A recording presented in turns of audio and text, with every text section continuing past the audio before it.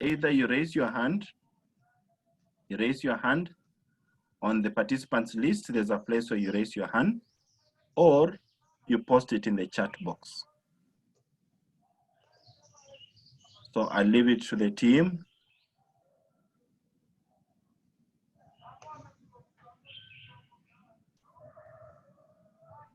I don't know whether Masai, now you're in a position to talk. Oh, he's already raised his hand. Okay, Masai, go ahead. Thank you, Edwin. And sorry, guys, I was introducing Chip and then I got interrupted. Very sorry for that. What I wanted to say at that time was that, yes, we in the FFS fraternity are in the business of training farmers. The field. Yeah, now after training, we have always emphasized on farmers commercializing their enterprises, and mostly given our experience here at the coast in Kenya, we always depend on rain-fed farming, of which then it exposes farmers to all the risks involved and all that. So having had an experience with solar flow irrigation, at least now that we're introducing it, I see a very good opportunity for those farmers who will meet the requirements for solar flow irrigation to really commercialize their activities, whatever they learn in the FFS, when it comes to commercializing, and it's not just the normal commercializing, but really using the latest technology available in the field. Then this is where solar flow irrigation comes in handy, and that a close working relationship between solar flow irrigation and FFS fraternity, it will really give a big contribution in terms of helping our farmers to engage in farming as a business. So that was the introductory remarks that I really wanted to make before I was interrupted. Thank you very much. Well, thank you so much, Mr. Masai. And maybe Dr. Chipsem, to just give you a quick background, an FFS group is composed of about 20 to 30 farmers who will come together, learn on a particular enterprise. It could be maize varieties, it could be probably sorghum or cereals, legumes. But once they've gone through the cycle, now they know all the agronomic aspects of that particular enterprise. Then at the end, they decide to venture into one income generating activity. And this is where now your innovation comes in. So the major question that will be posed by these farmers is, how much does it cost for an acre? And secondly, is there any kind of social financing models whereby, you know, in Africa or within this region, most farmers cannot afford the upfront capitalization costs. What are the modalities for them to pay, probably in installments or linked to a contract, probably with a company that is buying sunflower, a company that is buying cereals? It could be WFP or somewhere. So what kind of social marketing technologies or approaches are you using? Over to you. Thank you. I'm just screen sharing again here. We're actually trying to approach this, and this is why we've had a fairly slow start over the past year.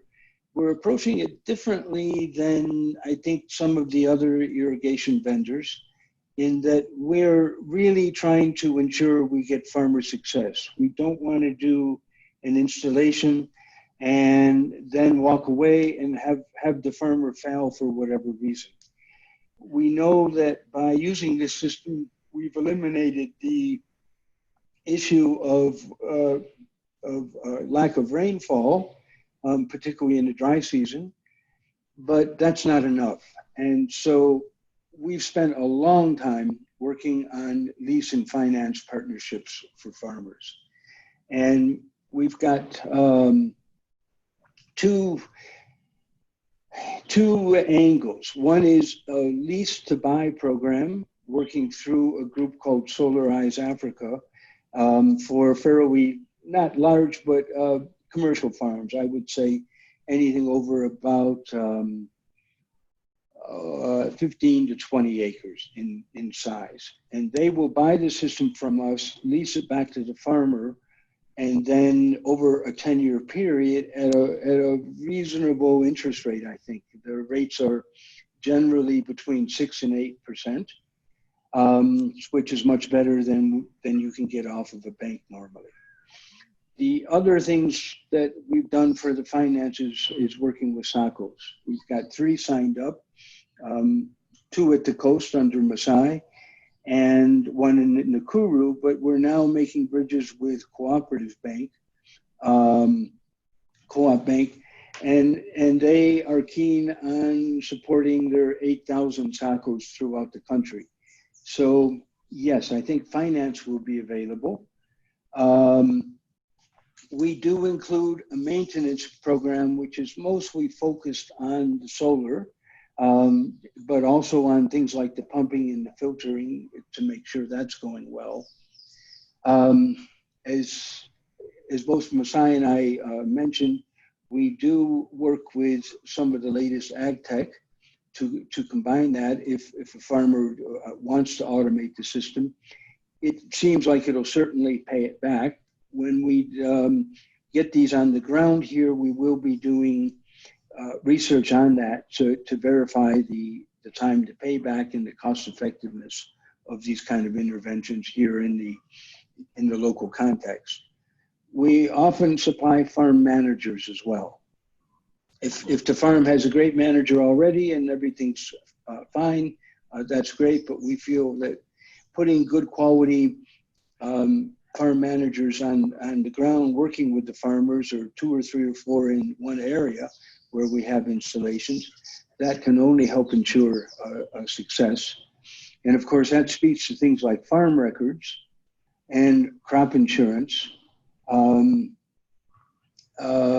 of course, I discussed the remote monitoring before. Now, in terms of the prices, as you would imagine, if you're doing solar power plus an overhead irrigation system, it's going to be expensive compared to almost any other system. We're probably about twice as expensive as putting in drips or sprinklers, roughly the same price as center pivots, but we offer the solar power part of that. So that's helpful because it decreases the energy and of course the operating cost. While these are twice as expensive, the beautiful thing is they don't require maintenance or require very little maintenance. And they have such a long lifespan of 25 years that once the system gets paid for, which our projections show that it'll pay for itself in 3 years or less, at the most probably 4 years. But if, for example, we're just about to begin an installation in Lunga Lunga, and Maasai can fill us in more, but they're growing 2 dry season crops a year of green maize will pay for the system in about 2 years. So while it's expensive initially, you figure if it's a 20 or 25-year system, pays for itself, and even if it pays for itself in 5 years, then you get 15 years of almost cost-free irrigation. So it turns out to be the cheapest system over the long run, but the most expensive system to put in the ground and develop, which is why we focused on the finance side. Did that answer your question?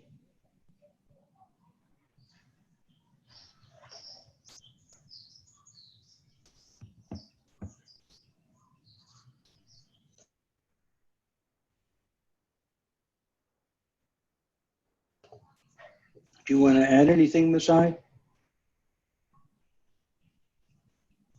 No, you captured almost everything, Chief.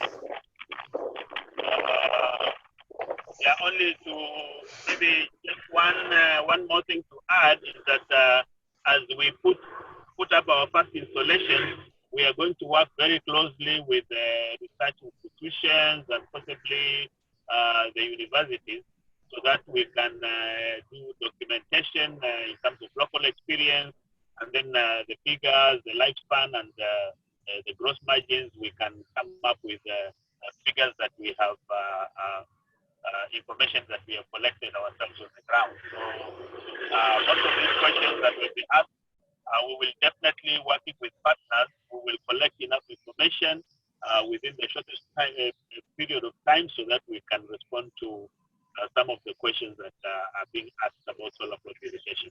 Thank you. Welcome.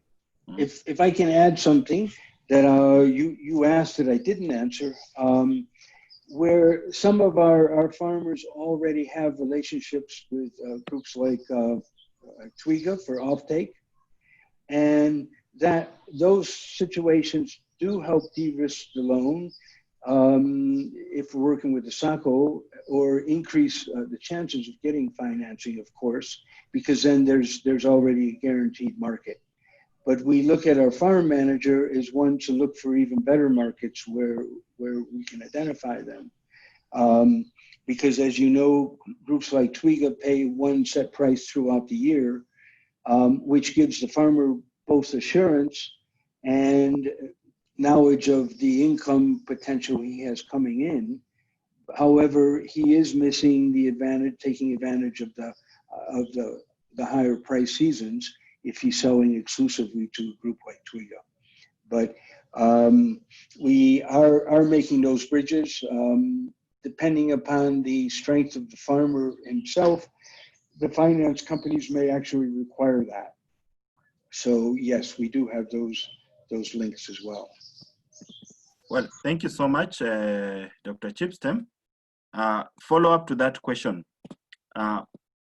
Before we go to Graham Vetch, I've seen your hand, but there's a question that what's the minimum investment? And I will probably add on to, what is the minimum viable investment size? Is it 2 to 3 acres?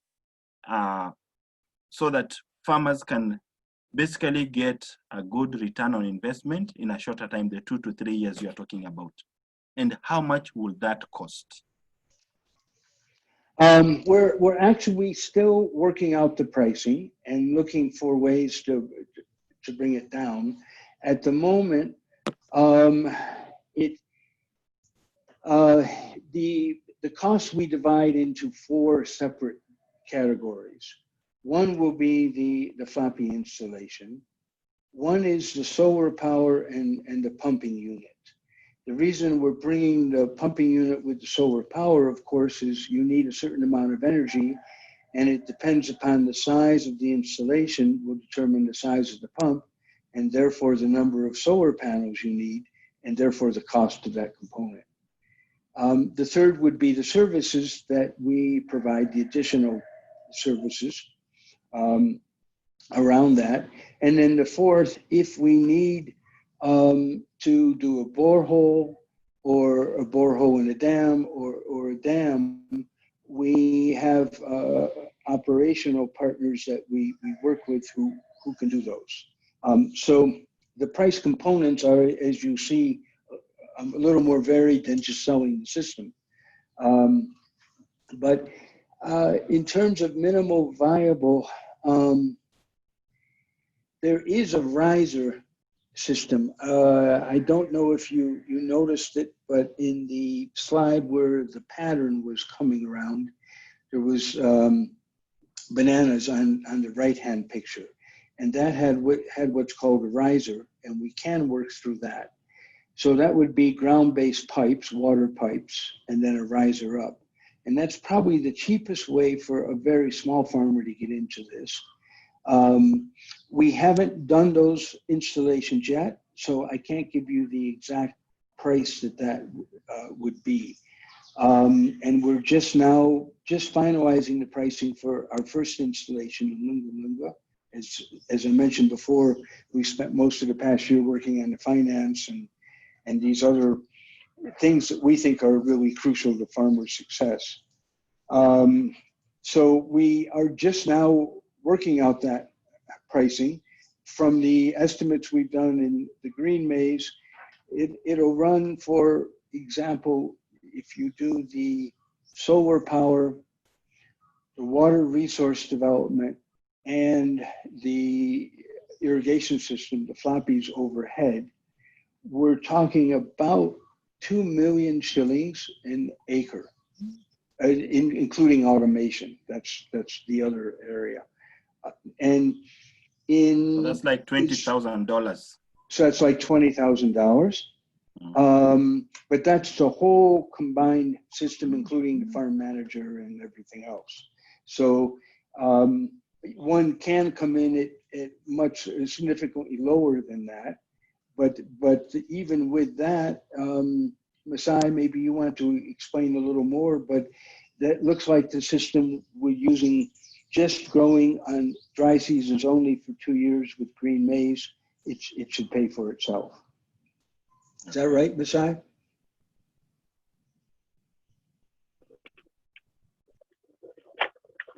Yeah, basically what you have explained is it.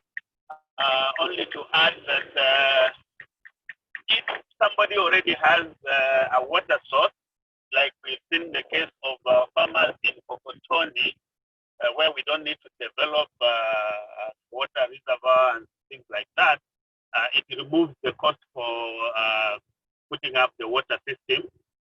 If, like Chip has already said, if the farmer is a good manager, and would we imagine those who are going through the FFS approach, they have already been trained in record keeping, farm management, and things like that. So they may not really need the services of a farm manager.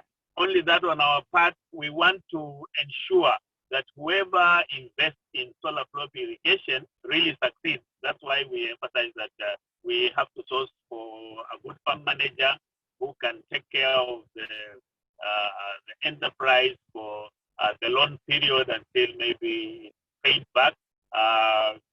So these additional costs come in because of those different components that Chief has said. But looking at the gross margins that we have worked on, green maize, watermelon, onions, tomatoes, we have a confirmation that this system pays back within the shortest time possible. I know Chief was conservative in that he mentioned 2 to 3 years, but the Lunga farmers that we are starting with the installations, we have confirmed from the gross margins and the enterprises that are likely to be selected.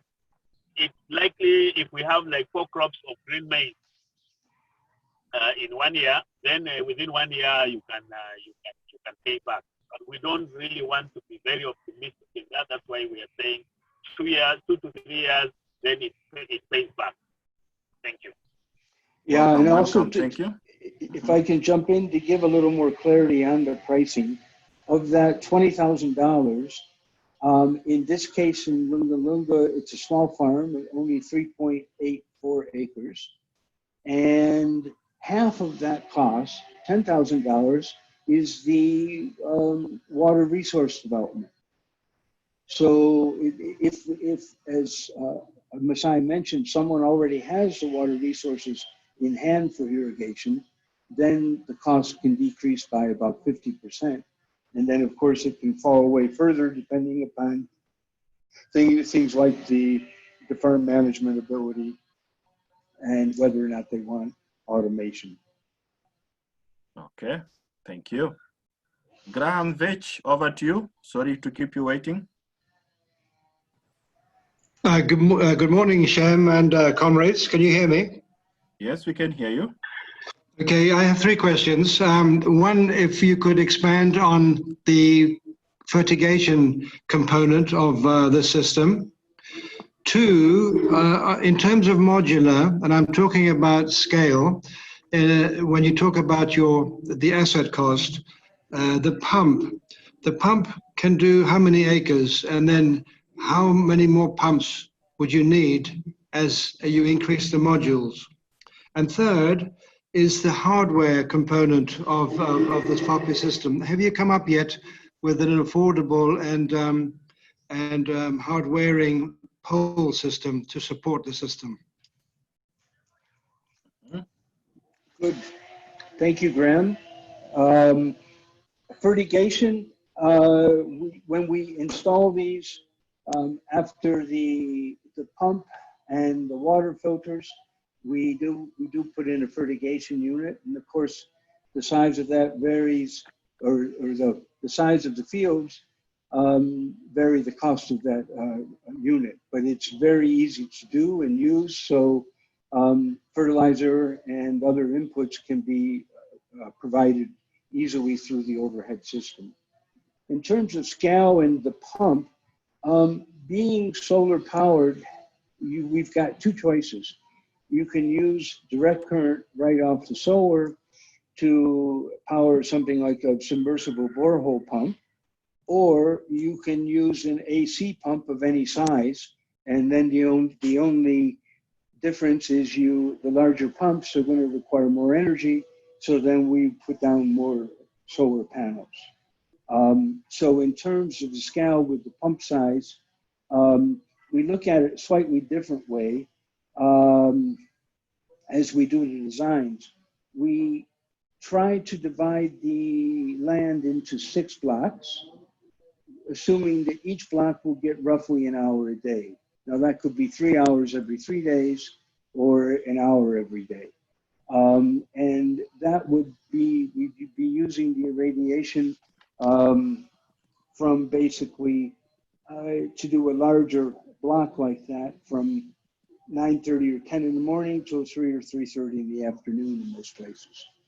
Then you can also wind the system down to irrigate some, but with less water over less area in the early morning and late afternoon hours. Hardware components, things like poles and steel wire and polyethylene, we try to aim for a 25-year build because we know it's really going to be very cost effective that way. We're looking at 3 different kinds of poles. One would be a steel pole, the black pipes. One would be a pre-stressed concrete pole that can just be pounded in. And the third, H5 wooden pole. The South Africans who have done most of these installations use almost exclusively H5 wooden poles. And when they're manufactured well, this is a pressure treatment, they can survive, or they can last 25 to 40 years apparently. So that's likely to be one of the least expensive ways. Where the other thing with wooden poles, there's much less chance of having theft issues, and with steel poles, the theft issues could increase. So we're looking at those 3 different ones.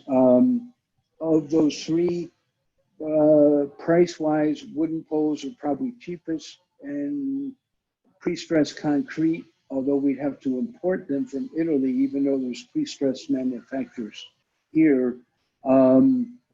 Number one, the quality isn't great of what's done locally, and number 2, all the companies we've talked to don't want to do anything less than 10 meters, and our poles are only 6 meters.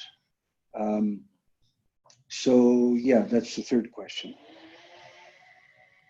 Yeah, thank you, Dr. Chipster. Maybe you could also think of bamboo, because it's a very vibrant commodity in Ethiopia, in Uganda, and even Kenya, fast establishing and at times not really affected by termites. I don't know whether you answered Graham's Vetch question on the pump capability and how do you scale it up? How many acres can one pump cover? Did I miss that one? Yes, maybe I didn't explain it well enough. The pump size, we can use any size pump. It just means that you're going to need, on a large pump or a very large pump, more and more solar panels. So it's not like a kit that, for example, Sun Culture provides, that has a set standard pump with a set standard solar panel. Each farm we design separately and uniquely, and jump through a lot of hurdles trying to make it the most economic installation we can. So Pump size, it's unlimited. It's only limited by the cost of the solar panels. But for example, a 25-acre installation that we're going to be doing up in Tamao on a potato, onion, and tomato farm will take a 125 horsepower pump for those 25 acres. And we can cover all those 25 acres in those 6 flats. Where in places like Sudan, they've got the system under 10,000 acres. 6,000 hectares, 15,000 acres. They will use several pumps, but it really comes down to the economics of the solar power and the piping, and that's done in each individual design. Okay. Dr. Chip, hello? Yes. Rich? Yeah, Chip, can I chip in? Excuse Yes. the pun. Could I, sorry, in terms of your Tamao example of 125 horsepower pump, how many panels or what area of panels would that take? We're in that farm, because Tamao is sitting on the slopes of Mount Kenya and subject to a lot of clouds, particularly in the afternoon. Yeah. We've basically doubled the panels we would need. I think we're running at a 167 kilowatts peak for that. So if we divide it by 330 watts for like Jinko, let me just figure it out here. 6 feet, 7 divided by 330. So we'll be probably putting in 500 solar panels there.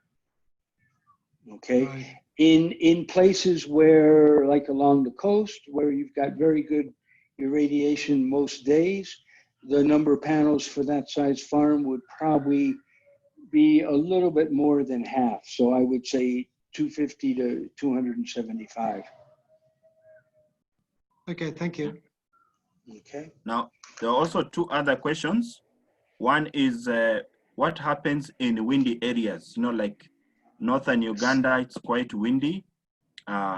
These areas in eastern Kenya, it's quite windy. Masai, Kajiado.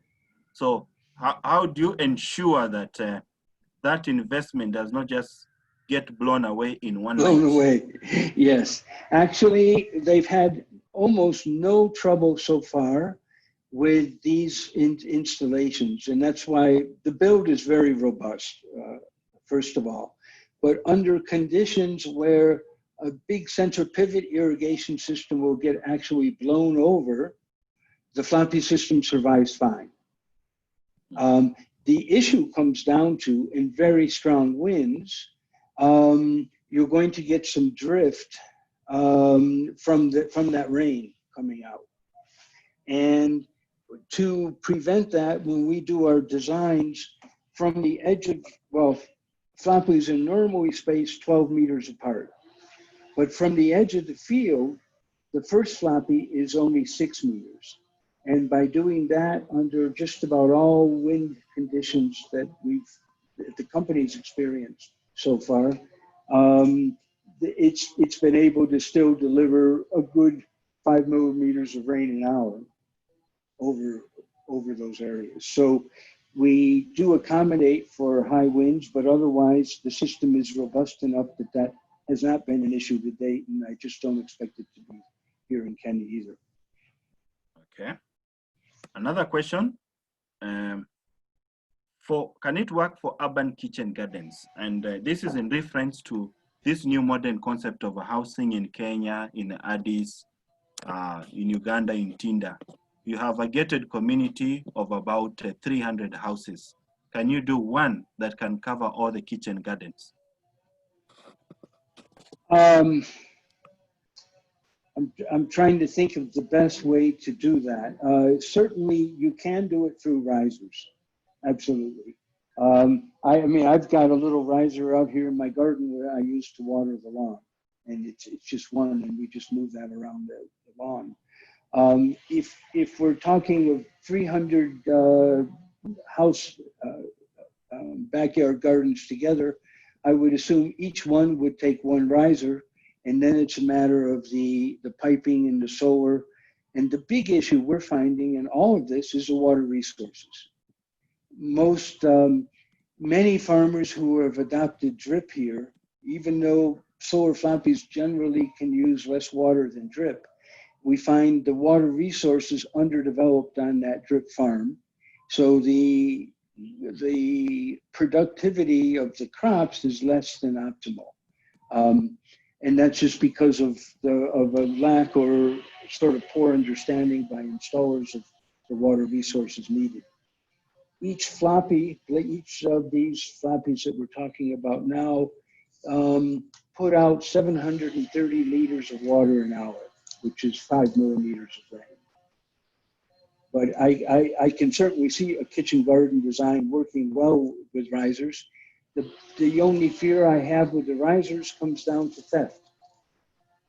It's much easier to steal. This kind of overhead system we've put in, there's very little or no theft associated with it, unless it's someone going after the solar panels. Okay. Well, that was for these urban gated communities, Yes. where there's one central entry and exit, and probably they have their own private security. Mm-hmm. And Yes. Yeah. follow up to that, now, the Ffs Hub is basically supporting large investment programs in the region. For this year, what is in our hands is about 7 large programs funded by IFAD, World Bank, Adaptation Fund, and most of them have a social investment fund component attached to every program, so that once these farmers go through season-long training, they're expected to submit a proposal that is bankable and viable for funding. To what extent can your team collaborate or have like a partnership with the Ffs Hub to assist farmers in developing bankable proposals and seeing them through the whole value chain analysis to the point that they have return on investment? And here we are mentioning Ethiopia, Tanzania, Kenya, Uganda, and even up to Eritrea. Thank you. That's a really exciting thing to think about. Absolutely, I think you saw sort of on the services that we offer, we are in this to make the farmer succeed. And so in terms of facilitating the business plan and being seen as their partner, presenting the farmer to the finance company, those are the things we do already with our clients. So Tamal Farmer, for example, they had developed their own business plan, but in terms of with the finance company, which was Solarize Africa, we're with them every step of the way. For our farmers in Lunga Lunga, we're already working. We've got a couple business plans developed that Masai's been working on with the farm manager and a former director of agriculture at the Ministry of Agriculture. So yes, that's what we do, and it would be very exciting to partner with farmer field schools. Okay, thank you so much. Members, any other question? We should be winding in the next 10 minutes. Any hand?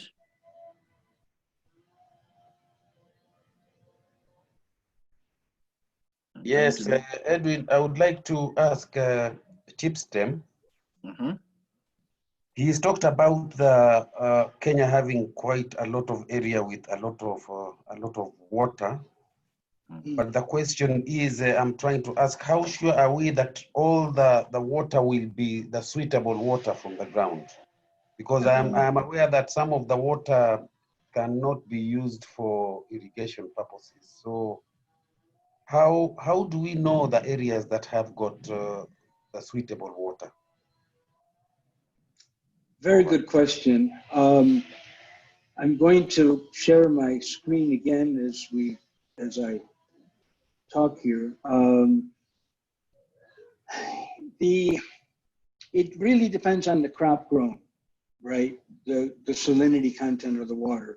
This maize, whoops. Wow, you have a lot of livestock, huh? This maize was grown on 1,200 ppm.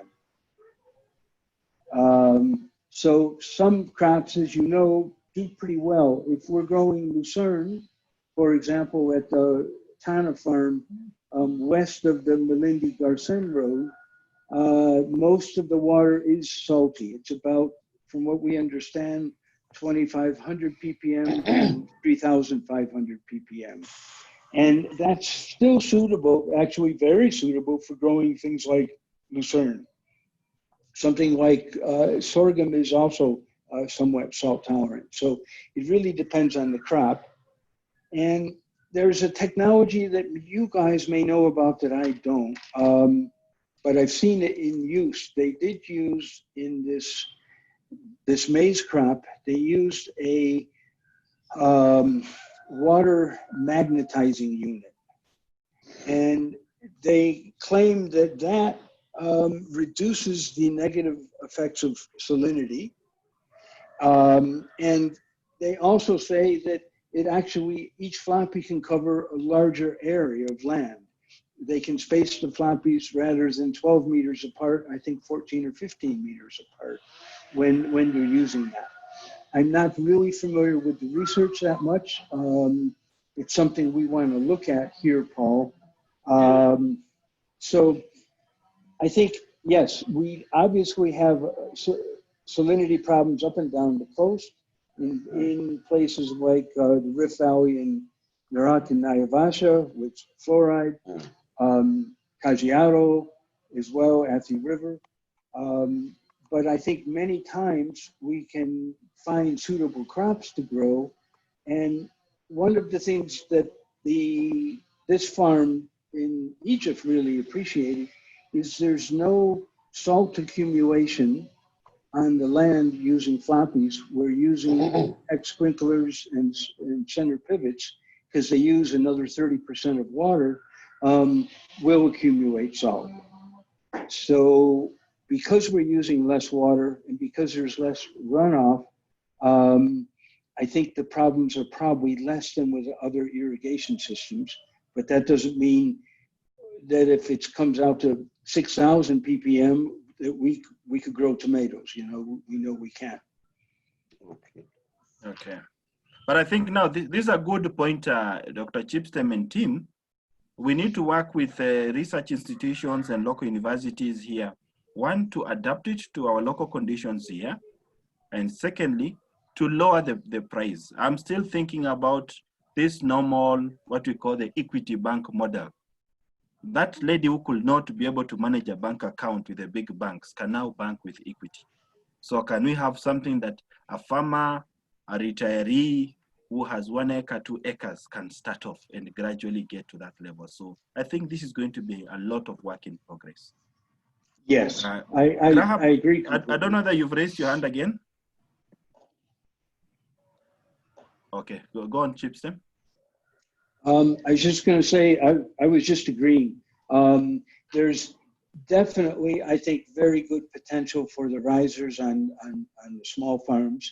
It's something we just haven't looked at that much yet, basically because of bandwidth with our small team. But to reiterate or to expand on your idea of bringing research institutions and local universities in, we're very, very keen to do that. And as well as look at possible things like stunting effects on families who are using the irrigation system because they get crops year round, then it will be part of the research that we would like to participate in or engage others to do so we get independent results. Sure. And finally, we have a web portal where we share all this information, and our colleague Betty is asking whether you're going to share all this information. You and Masai, maybe you can respond to that. Sure, we're Any other documentation. Happy to share this presentation. We have a brochure we'll share, and then we have the summary of the research results from Egypt for, I think, about 5 crops. And this was done by the National Government Agriculture Research Center in Egypt. We're the ones who were handling the research aspects. So we can share those.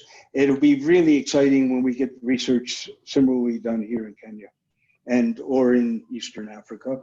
The other thing you mentioned, talking about the other countries, where our agency is for Eastern Africa, so we're free to go anywhere that we can be of service and help farmers. We're focusing on Kenya now just because we want to get it up and working right, and also, as you mentioned, focus on the cost to get them as low as we can while still providing a long life system.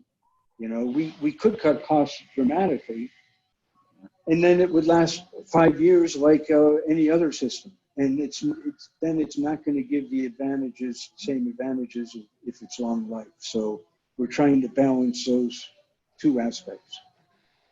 Okay, colleagues, 2 last questions that have just come in privately to me. One is, have you ever thought of local fabrication of the solar floppy with local technical institutions? That is one. Secondly, there is a huge uptake of fruit tree production, particularly avocados, mangoes. Will this solar floppy increase the incidences of fungal diseases, or can it work for fruit tree plantations? Those 2 questions. Okay, I'm sorry, the first question was? I know the second. The first question is, can we do a local fabrication of the solar floppy with the technical institutions within Eastern Africa? That's something I can bring up to the Floppy Sprinkler Company. The issue is, at the moment, they manufacture, I think the parts are manufactured in 3 countries. South Africa, Indonesia, and Austria. Austria does the silicon parts. And believe it or not, that little silicon tube you saw in the picture during the presentation took 11 years for them to get right in terms of distributing the pattern very evenly and so forth, along with that valve that spins the water. So it's fairly technical. But I think that possibly once the demand is high enough here, if there's cost advantages to manufacturing locally, then I think that would be great. South Africa is looking now at transferring their manufacturing or assembly and the manufacturing they do up to Egypt, because the electricity cost in Egypt is very low. So they're looking, and the input costs are lower than they are in South Africa. So that's one thing they're looking at, but certainly I would say the company seems very open to new ideas. So if people are willing to do the investment, they might very well be willing to manufacture them here as well, and then import the couple necessary parts that come from elsewhere, because they're very technical to make. Number 2, in terms of, if I can answer in general, in terms of trees, fruit trees, macadamia, avocado, oranges, they're doing research on this now. The initial research is done on macadamia, and we'll have the 2nd-year report out in, I think, a matter of a week or 2. But so far, compared to mist irrigation and drip irrigation, they find the productivity is significantly higher with floppies. Macadamia nuts in South Africa, the average yield per tree is 16 to 30 kgs. This year, the second year of operation, they got something like 50 kgs from trees on average. So that's extremely encouraging that way. It's basically close to doubling the production, and they have not reported disease problems. And most of the time with floppy use, because especially if it's soil moisture sensor controlled, you're not giving more water than you need, and you're not waterlogging, and then you're washing the leaves every day. So diseases are actually less. Okay. Thank you. There's a small poll running on your screen, so you can participate in it. And I think, Masai, you have 1 minute, and then we give it over to Max. Thank you, Edwin. I just wanted to note that this particular presentation was done at very short notice. I'm sure many of our colleagues didn't get a notification. And I had requested earlier that if the Ffs Hub could give us a slot in future, but this came very quickly. I'm thinking that our slot we had requested for could be reserved for the future, so that the poster can run for quite some time and notify as many of our colleagues as possible. So maybe the hub can consider that this was really a short notice presentation, but if you notify our members, then we can also organize for another session with solar flood irrigation. Thank you. Well, that is welcome, and also thank you for coming in at a short time to cover up for what you'd already planned for. We will be sure we will give you another opportunity. We are going to have a session with investment managers within the region, and also with the university and the research, and our sister organization, FARA. So we will be able to link you up. So Mr. Max Olupot, the village elder, you can please close the meeting. And the members. Thank you. Yeah. Thank you, Edwin. And I've been more of a listener as a field school product, listening more. But I would like to thank again Dr. Chip and his team. I see from the background there are some people who have this experience. So what I can only say is that we are very grateful for you to give us this experience. I think what we should do now is to have a bilateral discussion. As you know, field schools focus also mainly to support the smallholder farmers. And smallholder farmers in Africa have constraints that may hinder them from engaging or even acquiring these important tools. But we could discuss this at one point. But also what I see is that you mentioned about the managers who help you to support the farmers. So from our point of view, it would be nice if we have a collaboration and also take these managers through a field school approach, so that when they are supporting the farmers, they can also bring in the elements of the field school as in their interactions with the farmers. The other point that I wanted to mention is that a field school is experiential learning, so it may not necessarily be done that when you have this and the farmers can adopt. They may want to learn what happens, why is this, what will happen, will they make money, will this not affect their soils? So us working with you at one point makes also the farmers to get this experience, but in a process, they start to understand the need for irrigation, the need to produce throughout the year. And if you want to produce throughout the year, it is only the irrigation that helps you to do that. So I think we shall have a bilateral discussion again and see how we can work together. To the rest of the participants, nashukuru sana for your active participation as usual. We keep on discussing every Wednesday, but also through our WhatsApp. So please, I wish you the best for the week, and we link up again next week when probably we may be discussing another topic that we shall communicate to you. Thank you, and But stay safe. Max, we need to put our pictures on for our video, for our screenshot.